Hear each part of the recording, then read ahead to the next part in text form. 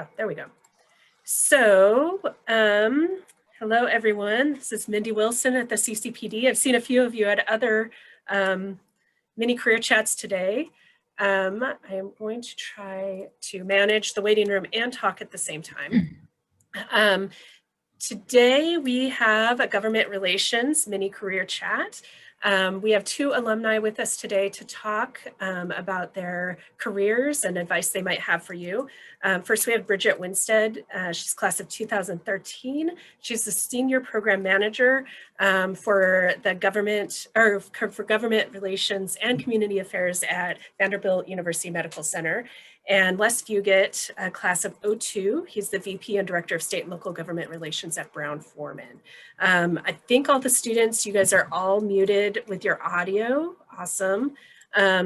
And we will have time for questions from you all later. So I'll let Bridget get started and then we'll go from there. Thank you, Mindy. Hi, everyone. My name is Bridget. Like Mindy said, I'm class of 2013, which is wild to think about. So I've been out for a little bit now. And I'll give you a little bit of a background of how I started. It's pretty unorthodox how I ended up where I am. So that's good because anything can happen and it just show you how diverse experience is valuable. So once I graduated from Center in 2013, I'm originally from Nashville. I had interned for Senator Bob Corker in Washington, D.C. The summer before I graduated. So I was always interested in politics. My family is very active in politics. My mom is still a lobbyist. My dad is active in the National Guard, which is very politically heavy here in Tennessee. So I kind of got bit by the political bug while at Center. And it was actually my golf teammate from Center who was working in Senator McConnell's office in DC. And she said, you should come in here and network with people. And I said, sure, because I just went up there for a week and tried to meet with as many people as I could that I had interacted with during my internship. And when I knew I wanted to move back to DC. So I came in, met with, her name is Paige, met with Paige Barnes and ended up getting a job offer and an interview opportunity. So I went in and did that and got a job. My first job out of Center was working for Senator McConnell when he was minority leader in DC. And then I worked with him until he became majority leader, worked on his campaign a little bit in Louisville and came back. But I'd always wanted to work for Senator Corker, being from Tennessee, he was my home member. And an opportunity arose because I stayed in contact with those people in Corker's office that I had interned with. And they said, hey, there's an opportunity for a non-designated staff position, which means you work for both sides of the aisle for Senator Corker's Foreign Relations Committee. And he was chairman at the time. And I said, sure, yeah, foreign relations, that sounds great.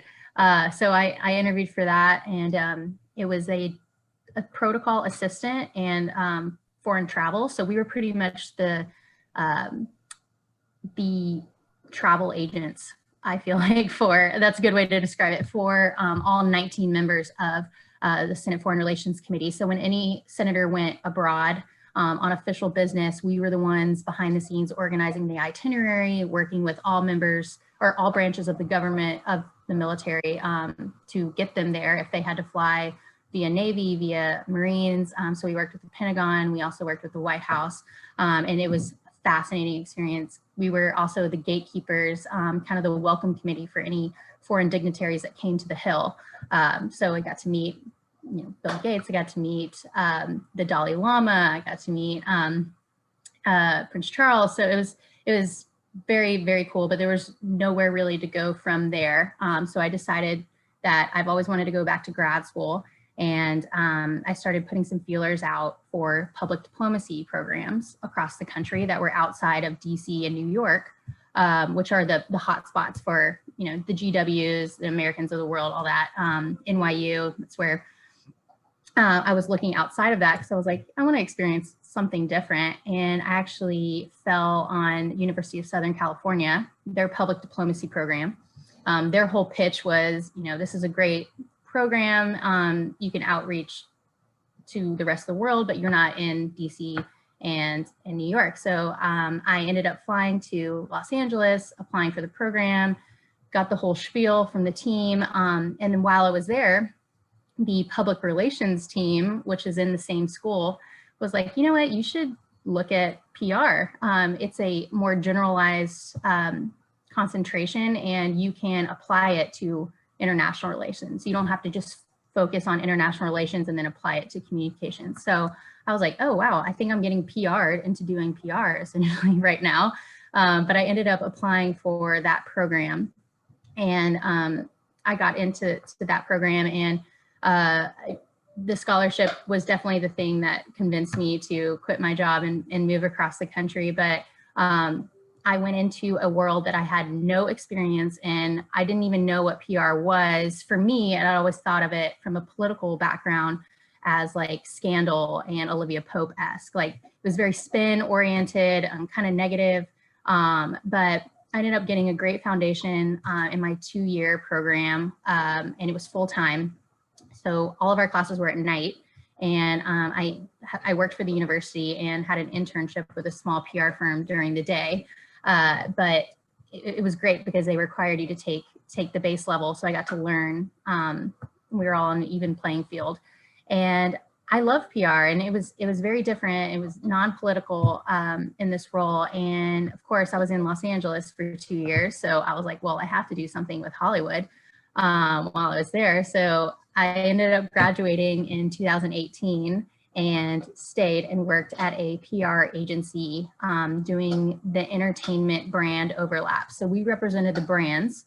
It was called DKC Public Relations, Dan Cloris Communications. Our headquarters are out of New York, but we represented the brand, and then we worked with the publicists of Hollywood. And we kind of merged that gap between the talent aspect of a brand and the brand's ambassador. So that was really cool. It was challenging, and there were a lot of similarities between politics and entertainment. But I was in that for 2 years and decided, you know, I've always wanted to come back to Nashville, which is where I grew up, and wanted to get more of a job that kind of overlapped my experience with my degree. So something that was policy oriented, but also had a communications aspect to it. So I leveraged my network back home that I've stayed in contact with. A lot of people from DC that I used to work with moved back home to Tennessee. So it's keep that Rolodex up to date is probably the only thing I can say about that, but it helped me in the long run. So I came back here, and someone that I had been in contact with for a long time, I actually saw my job opportunity on LinkedIn, and I flagged it to the person that I knew within Vanderbilt. And I said, hey, is this still open? Can I ask some questions about it? Like, would love to meet. And this was back in August. So I just moved back from LA in August, so moved across the country. Do not recommend doing that during a pandemic, but it was a nice little road trip. But came back, networked with him, learned about the job, and he realized that this position really needed somebody with PR background. And he said, your consumer experience, everyone is really trying to sell something. So we find that valuable, even though that experience had nothing to do with politics. It was still transferable to where I am now, which I'm currently the Senior Program Manager of Government and Community Affairs at Vanderbilt University Medical Center, as Mindy said. So my job, my main role is to be a liaison for the hospital in the communities where we have an entity. And we've actually acquired 3 hospitals now, rural hospitals out in other counties of the state. And we have a lot of walk-in clinics. We have a lot of services offered outside of Nashville for the constituents of Tennessee. So I'm kind of the person that makes sure that all the questions are answered, all the needs are met within these communities. And we also work with state and local government officials to make sure that we meet all of our requirements and needs here in the state of Tennessee. So it's a little bit of a mix of PR, but also government relations policy. And I also run the social media account and do all the social media and marketing on behalf of my team. So Vanderbilt and Vanderbilt University Medical Center are 2 separate entities. We separated 4 years ago. So the the university we don't really do anything with. We just have the same name as them. So we're strictly hospital, strictly healthcare. And this has been a very challenging and interesting time to join the healthcare industry as a whole. But happy to answer any questions after Les talks. And thank you guys for joining. Thanks, Bridget.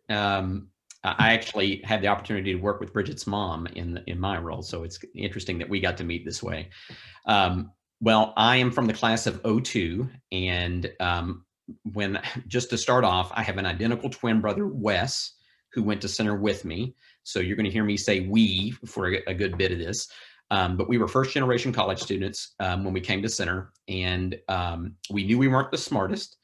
But as I like to tell folks, I may not be smarter than you, but I can outwork you. And so we plotted from the moment we got on campus which organizations we wanted to lead.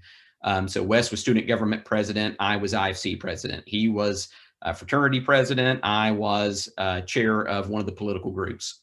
We were house managers of the Norton Center. That's kind of how we, made ourselves stand out. So during my time at Center, was the first VP debate. And I missed a meeting of the political group that I was a member of, and I became the vice chair. They elected me when I wasn't there.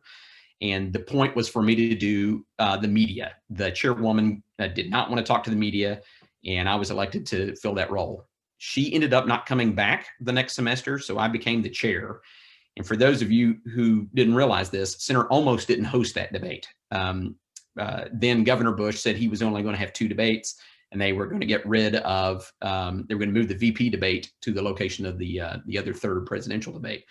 So I was on every national broadcast media outlet in the US, in Britain, in Japan. I did interviews like crazy saying, please bring the debate to Center. But it also meant that I got to talk to the campaign about, hey, we want our candidate to win. So I spent a lot of time getting exposure to politics and to, frankly, media relations and public relations, kind of like Bridget. After that was over, I was kind of done with the experience and decided that I was going to go work for the Kentucky Governor Scholars Program, raising money for that program. And shortly after I got there, the president of the Alumni Association ran for office and won. And he called me up and said, I can't afford someone with experience to be my communications director. Would you consider doing it? I remember you doing all of those interviews during the debate at Center. I would love for you to take on this role. And so I decided, yeah, I can't pass up that opportunity. So I went to go into state government. I was the Deputy Secretary of State. And I was getting my master's at Vanderbilt on the weekend and kind of wrapped that up, became the chief political aide in the Secretary of State's office. So I managed government relations, communications, and the political operation. He ran for United States Senate, and frankly, we got crushed. And so he went off to run the Harvard Institute of Politics, and I had to figure out what I was going to do with my life because the governor was of the opposite political party and was going to fire me when he appointed somebody. So for a year, I became the chief operating officer for the Center for Rural Development down in Somerset, Kentucky. And during that time, my wife and I were blessed to get pregnant with our first child, and she was still in Louisville, and I was commuting during the week. So she told me to come back home. Somerset's not exactly a place to get hired if you're a pregnant woman. So we decided I would come back to Louisville, and I started my own public relations and public affairs firm. Did that for 1 year and found out, after about 6 months of starting my firm, found out that my friend was starting a firm as well. So I rolled in. We created what is now the largest PR firm in Kentucky and kind of a leader regionally public affairs PR. And public affairs PR is just public relations that is conducted to get some kind of government outcome, one or another. And we worked from clients from Amazon to a local fire department. I mean, it was everything in between. But we ran PR for Amazon in the Midwest and the Southeast. So it was a large operation. And he was kind of the rainmaker, and I ran the firm. But my goal in life had always been to work for Brown-Forman. And Brown-Forman is America's largest distilled spirits company, Jack Daniels, Woodford Reserve, Old Forester, Herradura, lots of famous brands.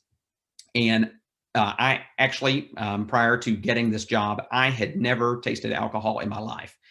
I had just visited the company and saw the culture and said, I want to be a part of that.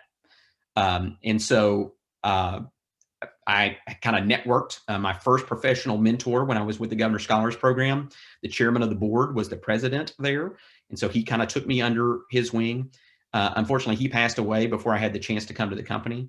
But the person who held the role that I now hold was also a mentor to me when I came into office in the Secretary of State's office. And I told him that if I could ever get his coffee, to let me know. Like, I just wanted to work at the company, and I would figure out a way to work up, from there. But he called me up and said, hey, this is a job we can't post because every political leader will want to kind of impact who gets the position. We're going to interview 4 people. Do you want to be one of the 4? I was lucky enough to be one of the 4, and then lucky enough to be chosen. So my role, I run our state and local government relations program for the United States.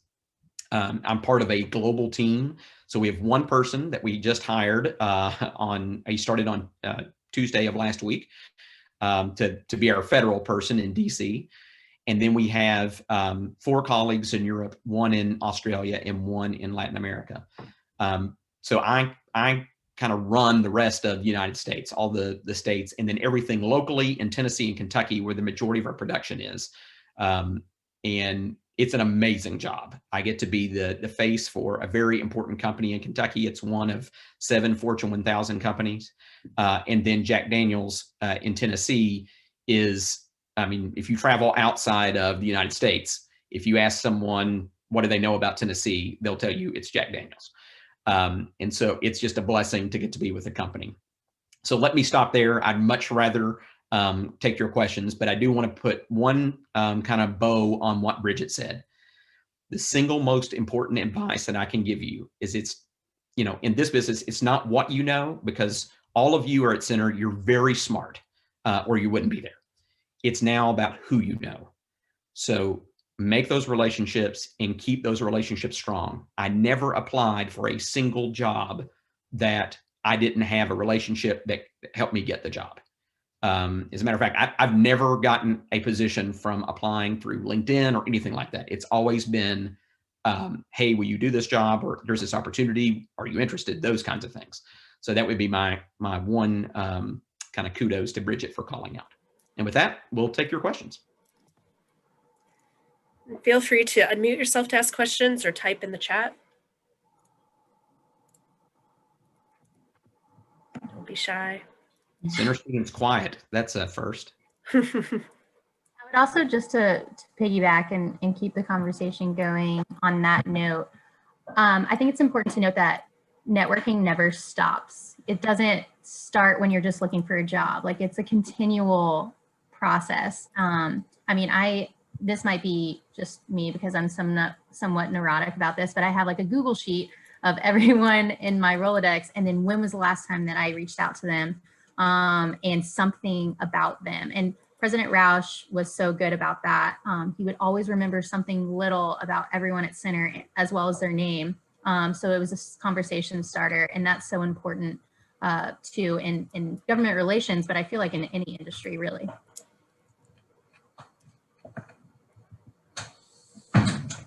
Mindy, if I could jump in here, Yeah, I please. appreciate you and Joy letting me jump in this. I was in the group before Corey Krill, class of 2014, and I would be remiss if I didn't get to thank Les for being that mentor that he said he had. I did what he said. I called Les. I had a cup of coffee with him probably twice a year. I met at Run Switch in his office. Begging him for a job, begging him to, introduce me to folks. And it's proof that it works. Just like Bridget and Les have both said, grow your network, foster those relationships. They're so important. And, beyond Center, there's plenty of resources at Center and plenty of Center grads, but make sure you grow your network beyond that too. Like Les, I've never had a job where there wasn't a connection through Center or someone associated with the school. And it's just so vitally important that you stay in touch with folks. I'm not quite as neurotic as Bridget. I don't have a spreadsheet, but I scroll through my text, and if I haven't talked to someone recently, I'll just ask them, how they're doing, what's going on, what's new, because you never know what's going to happen. And those relationships are so vitally important if you're interested in this industry. Thanks, Corey. We're in the people management business.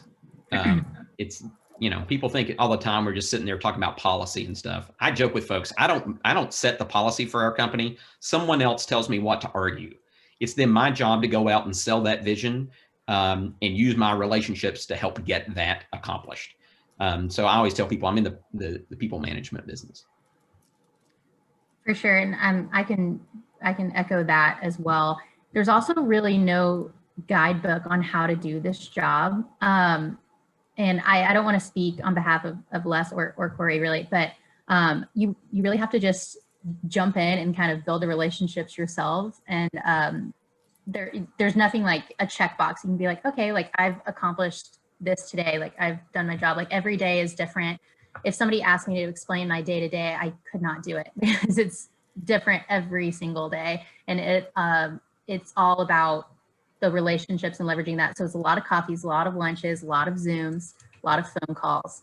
And when things get back to normal, a lot of events, hopefully, as well. So yeah, there's really no like exact way to do government relations. And there's, like we both have shown, there's no exact path to get there either.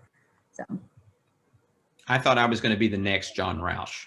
I was going to be a college president. My master's is in higher education administration. And once I got into politics, I kind of was like, okay, put that to the side. So yeah, there is no path necessarily.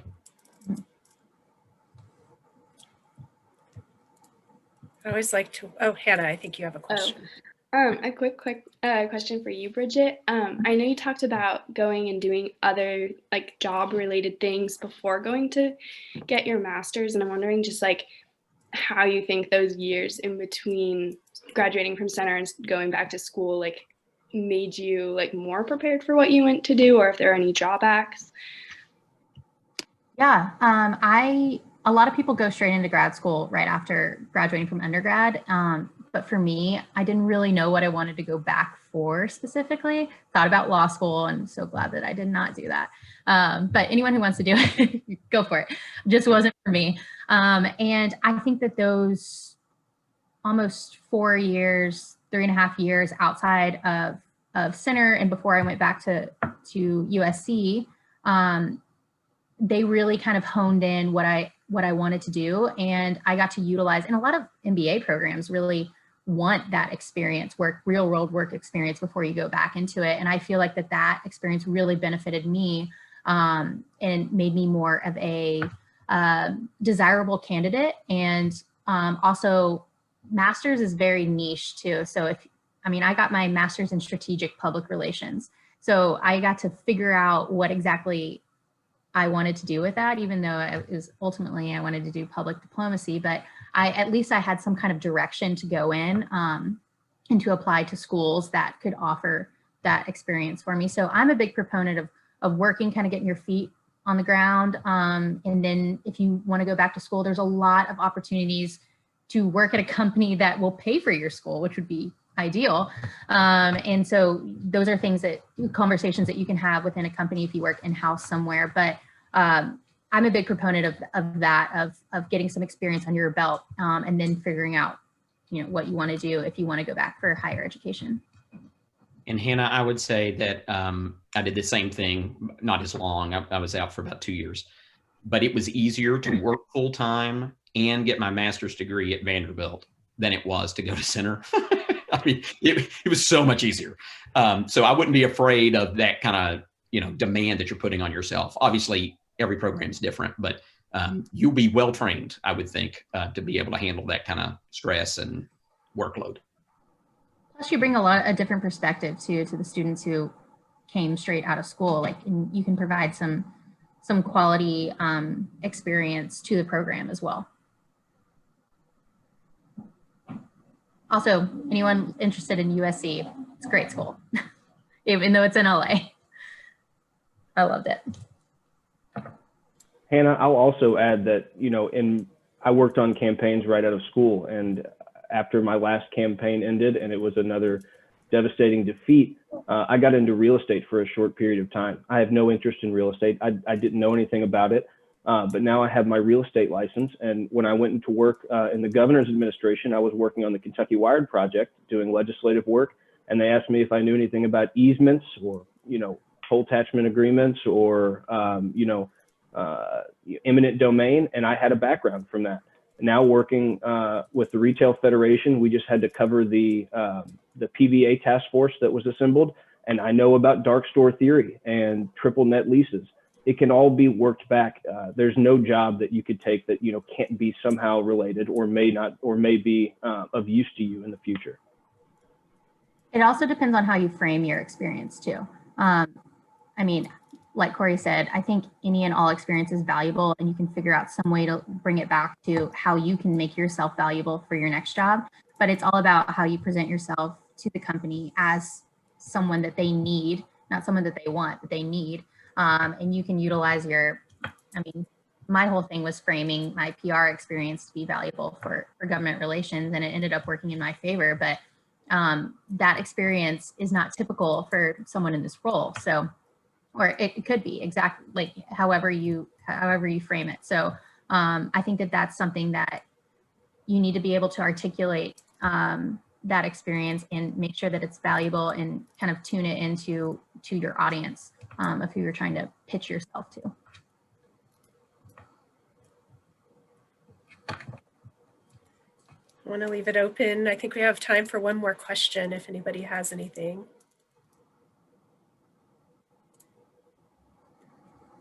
No? Well, I have a question. I always have questions, so I want to make sure students have time. Could each of you tell us one thing at Center that you're really glad you did, that, that helped you in your current career trajectory, and one thing that maybe you didn't take advantage of that you wish you would have? I'm going to start, Bridget. Sure, that's a great question. For me, I played 2 sports at Center, and I think that being involved as much as I could on campus, I was 2 sports and also in a sorority. It's a smaller school, and I feel like that helped me kind of meet pretty much everyone in my class, and that in the class leader, like Corey, that was I think that was probably the best thing I could have done, is just get as involved as possible without going crazy, but getting as involved as possible. And also I double majored and minored. So I got a little bit, I was at English and government double major, I think, or it was politics at the time. I think now it's government, but in a Spanish minor. So I think, yeah, just trying to take advantage of as much as possible. The one thing that I probably wish I did, I wish I had volunteered to intern at the VP debate. Would be mine, because it was right before I graduated. It was the one in 2012, and I didn't get involved as much as I could have with that experience. Again, I'm shooting myself in the foot for that. So mine would be the same, kind of related to each other, oddly enough. So the best thing that I did was get super involved in all the clubs, activities, leadership opportunities. But to be able to pull off all that I did, I had to give up studying abroad. And I regret that. Now, I probably wouldn't be where I am without, the path that I took.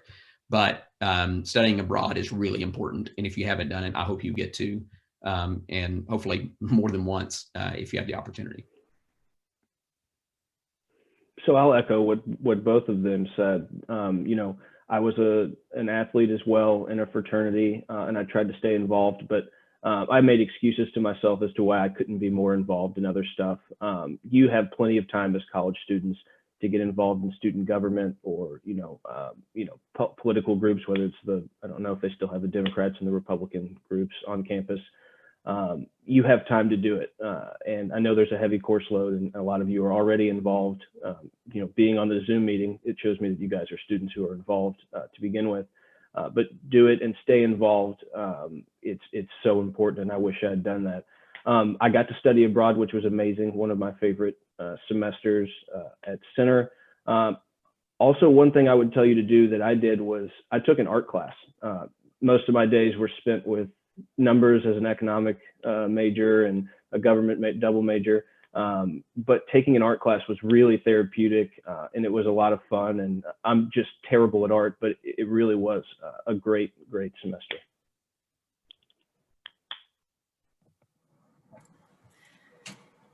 Thank you. I want to be respectful of everybody's time. We're up against our 30 minutes. But I do want to give you all one last chance. If you have anything burning that you'd like to end with, we'd love to hear it. I'll end with something quickly. I don't want to speak on behalf of anyone again, but no one or I didn't get to where I am without networking and without mentorship. And like, this is our way of offering ourselves and giving back to a school that gave us so much.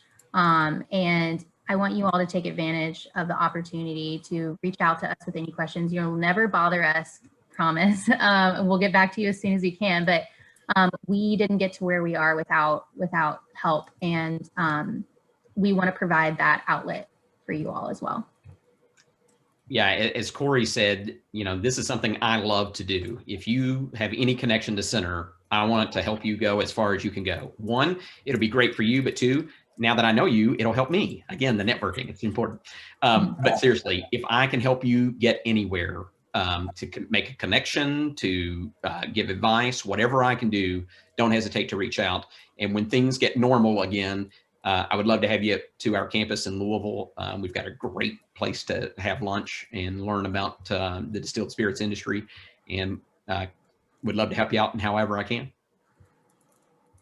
Like Les and Bridget said, there are so many Center grads spread across this industry doing completely different things, but there are so many people to use as a resource, and feel free to reach out to me anytime. I'm sure Les and Bridget are the same, and it's, you know, kind of a full circle. Les and other folks helped me, so I'm willing to help out as best I can, or at least introduce you to folks who could help you. Well, you all led right into what I always end on in these, is that for students, if you're not part of the Career Mentor Network, I highly recommend that you go and sign up. And I'm going to put the link to sign up in there. You're automatically approved for an account if you have a center.edu address. And there are over 600 alumni and current students in that system. And they've all signed up to offer advice, whether it's career related or relocation related, looking at resumes, things like that. For the alumni here, if you are not part of that, we'd love for you to be. And you can use the same link. It's just a little different way for you to sign up. And if anybody needs contact information, my office has that for all of the alumni here. So feel free to reach out to me directly, and I'll get you in touch with any of the alumni in this chat. And at that, I will let everybody go, and thank you so much for all of your words of wisdom and help here. We really, really appreciate your time and advice. So, well, in a real life, we'd clap for you, but we don't do that anymore. All right. Go get them, Center Mafia. All right, go Colonels. Bye, everyone. Thank you. Bye, Good thank luck. you.